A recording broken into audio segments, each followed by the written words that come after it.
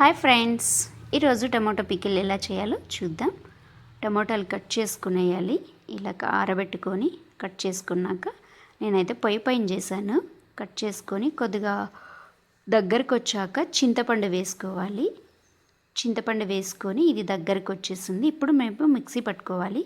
కారపొడి, పసుపు పొడి వేసుకొని నేను బాగా పేస్ట్ చేసి పెట్టుకున్నాను. ఇది మెంతులు, ఆవాలు పౌడర్ చేశాను.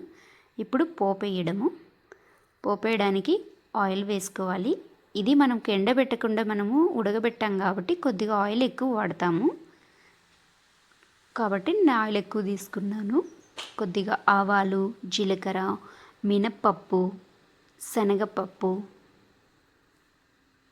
తెల్లగడ్డలు ఇవన్నీ వేసుకోవాలి పోపులోకి.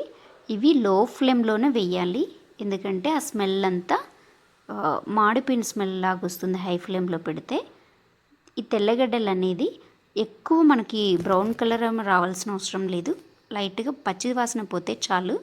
కరివేపాకు అనేది మీ ఆప్షను. నాకైతే కరివేపాకు ఫ్లేవర్ నచ్చుతుంది కాబట్టి నేను వేసేసుకున్నాను. ఇలా లో ఫ్లేమ్లోనే ఉండడం వల్ల బాగా టేస్ట్ వస్తుంది. రుచికి తగ్గట్టుగా ఉప్పు వేసుకోవాలి. ఉప్పు వేసుకొని నిదానంగా కదపాలి. ఇప్పుడు మిరపకాయలు దీన్ని కట్ చేసి కూడా వేస్తారు. నేనైతే అలానే వేస్తాను. ఆయిల్లో డీప్ ఫ్రై అయితే పచ్చిమిర్చి కానీ ఎండుమిర్చి కానీ చాలా టేస్ట్ ఉంటుంది.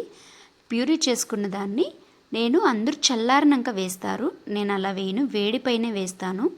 మనం ఆల్రెడీ ఇదేం ఎండకు పెట్టలేదు కాబట్టి దాంట్లో కొంచెం చెమ్మ ఉంటే కూడా ఆరిపోతుంది.